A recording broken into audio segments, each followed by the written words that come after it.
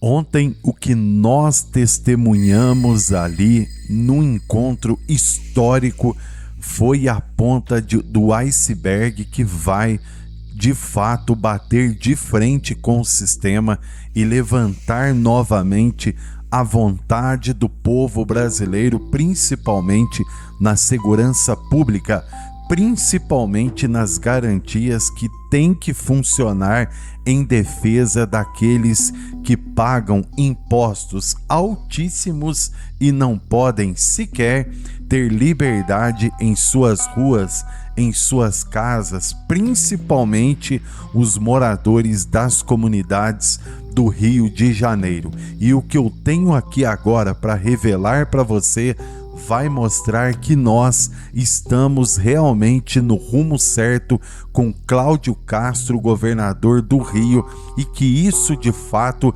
sirva de exemplo para aqueles que querem o apoio do povo brasileiro. Por gentileza, com exclusividade, escute aqui no canal Direto no Assunto. No meio desse rolo todo, aparece o governador do Rio e diz com todas as letras: não vai recuar. A polícia vai continuar. O batalhão de operações vai continuar. O Estado vai continuar. Literalmente, é um barril de pólvora a decisão que aconteceu no Rio de Janeiro para explodir. Então, graças a Deus, graças ao bom Senhor Jesus Cristo, aquilo que nós sonhávamos há muito tempo. Por que eu digo isso para vocês? Gente, o Brasil virou a casa da mãe Joana. O povo no limite, a política de ponta cabeça e a verdade sendo empurrada para debaixo do tapete. Gente, a situação no Brasil tá uma bagunça daquelas que dá nó na garganta. E não é força de expressão não, é a realidade batendo a porta todo santo dia, enquanto uma parte da elite política e uma meia dúzia de iluminados fazem de conta que está tudo lindo, tudo normal, tudo democrático. A Comissão de Direitos Humanos da Câmara, por exemplo, resolveu pedir a prisão preventiva do governador Cláudio Castro por causa da mega operação no Rio de Janeiro. Prisão preventiva do governador. E as famílias honestas da periferia, que enterram seus filhos vítimas de grupos criminosos quase todo dia, ficam onde nessa equação? É sempre a mesma lógica torta. Gritam por direitos humanos quando o alvo é o Estado que tenta reagir, mas ficam mudos quando a violência esmaga o povo trabalhador. É a velha história do tal direito dos manos, e o resto que lute. E enquanto a vida real sofre, tem ministro do Superior Tribunal Militar que precisou subir o tom, com toda a elegância jurídica, diga-se, para lembrar a presidente do tribunal que discurso em nome de todo mundo não se inventa no improviso. O magistrado falou com clareza: liberdade de opinião é garantida, claro que é, mas ninguém tem mandato automático para falar por um colegiado inteiro, ainda mais sobre o período mais polêmico da nossa história recente. Se quiser opinar, opine em nome próprio, e se possível, estude melhor o histórico da casa antes de sair pedindo perdão em nome de quem não autorizou. Isso é o mínimo de respeito institucional. Isso é o básico do básico da responsabilidade pública. O resto é palanque travestido de virtude. E aí você olha para o outro lado da rua e dá de cara com o esbanjamento que virou regra do jogo em Brasília. Viagem com estrutura de luxo, mordomia de alto padrão, aquela coisa de o dinheiro é público, mas a festa é privada. Fala sério, irmão. Enquanto o brasileiro conta moeda no mercado, tem gente se hospedando em barco de luxo em Belém durante a Conferência das Partes número 30. Aquela mesma, a das grandes falas, dos discursos bonitos, da foto com a bandeirinha do planeta. E a justificativa, claro, vem embrulhada em palavras pomposas, como se chamar extravagância de logística transformasse champanhe em suco de caju. Se duvidar, até cafuné em verba pública vira gestão eficiente nesse dicionário novo que só funciona para cima. Volta para o Rio de Janeiro. A operação na Zona Norte deixou muito criminoso fora de combate. Sim, criminoso, não coitadinho em situação de vulnerabilidade permanente. E logo veio uma enxurrada de gente elegante de gabinete falar de legalidade, proporcionalidade, protocolo. Mas e a proporcionalidade do medo na vida real? E a legalidade do direito de ir e vir sem ter que perguntar para a facção do bairro se pode? E a vida das mães que dormem com o coração triturado na mão, esperando a porta abrir e ouvir o "Mãe, eu cheguei"? Se você já caminhou num beco de madrugada com o barulho do fuzil ditando o ritmo do seu passo, você sabe do que eu tô falando. Se nunca caminhou, tudo vira tese bonita e tímida. com nota técnica cheia de adjetivo que não para bala nem devolve filho. Ah, mas recebemos denúncias de execuções sumárias. Tá, e prova? E o cuidado mínimo de checar manipulação de imagem, encenação grotesca com fila de corpos, farda falsificada, teatro cruel para mexer com a opinião pública? Não dá para engolir narrativa pronta com final de novela. O povo das comunidades, e aqui eu tô falando do povo real, aquele que pega ônibus lotado antes do sol nascer, não é mascote do discurso militante.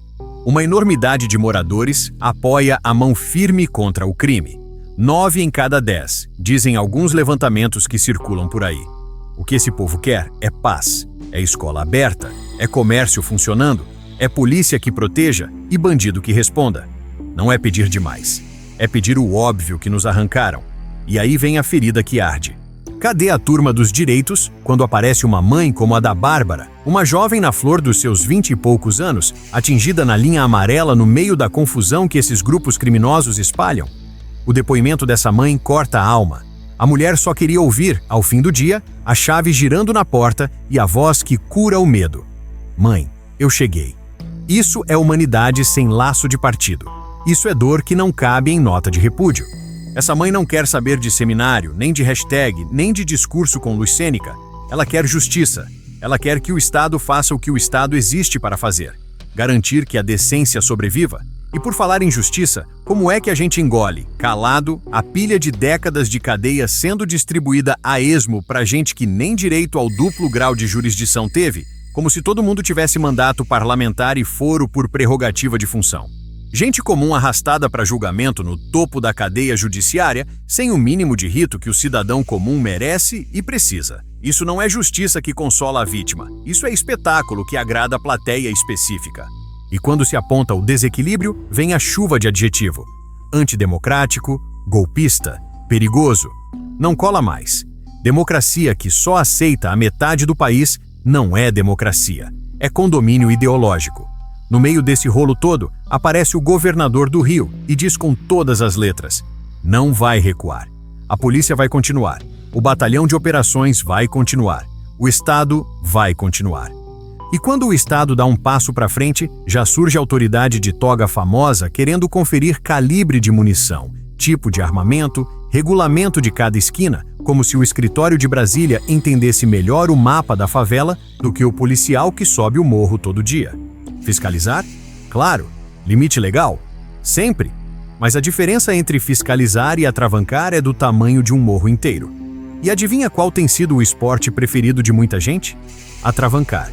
Enquanto isso, quem mora lá em cima sabe que, quando a viatura desce, a lei que fica é outra. E a outra lei, meu irmão, não tem habeas corpus, não tem prazo de recurso, não tem audiência de custódia.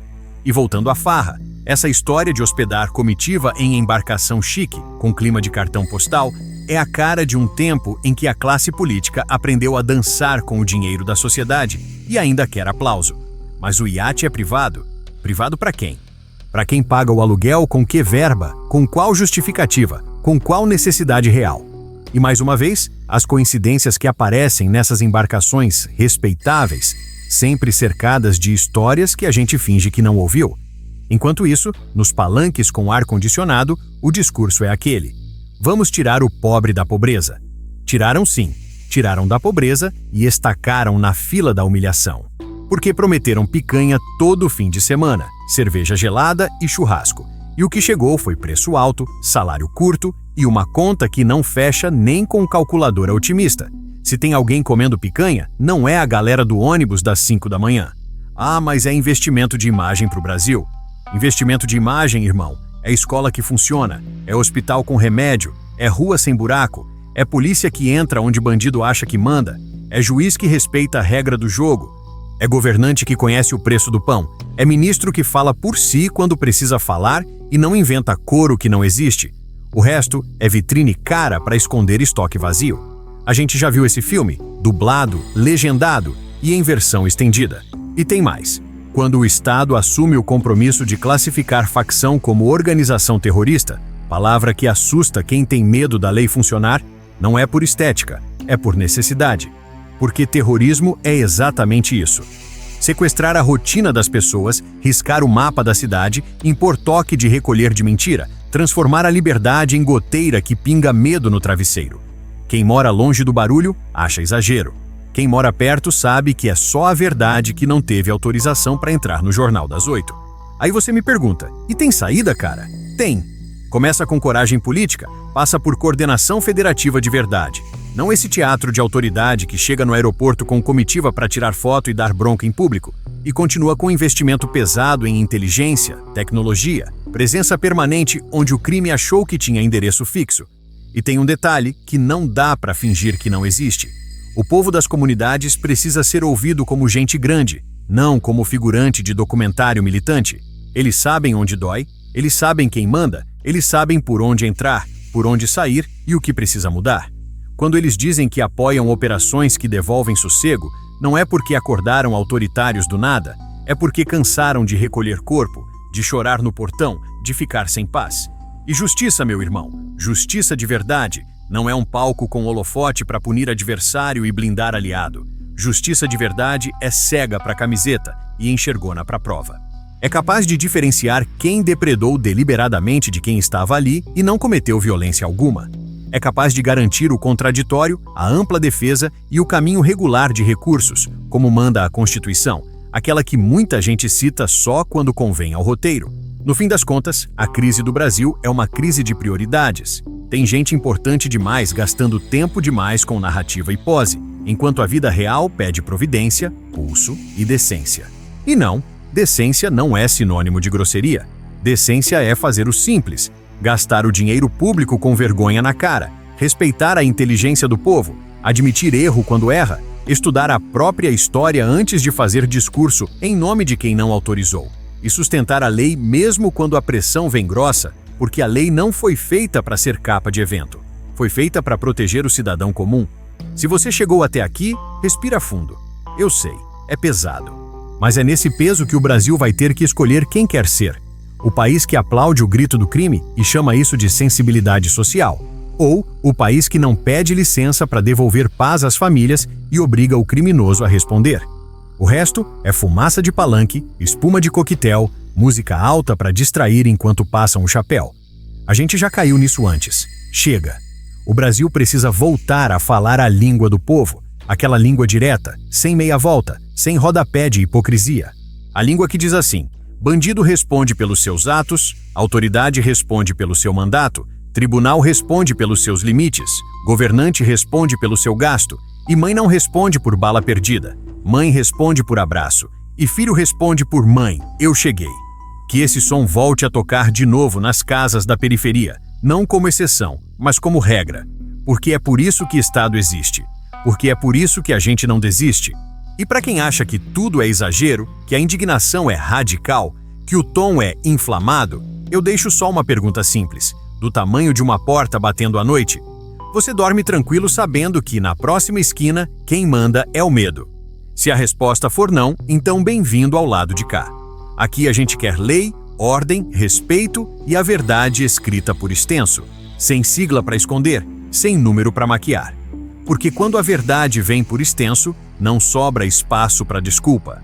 Sobra espaço para mudança. E é dela que o Brasil está precisando urgente.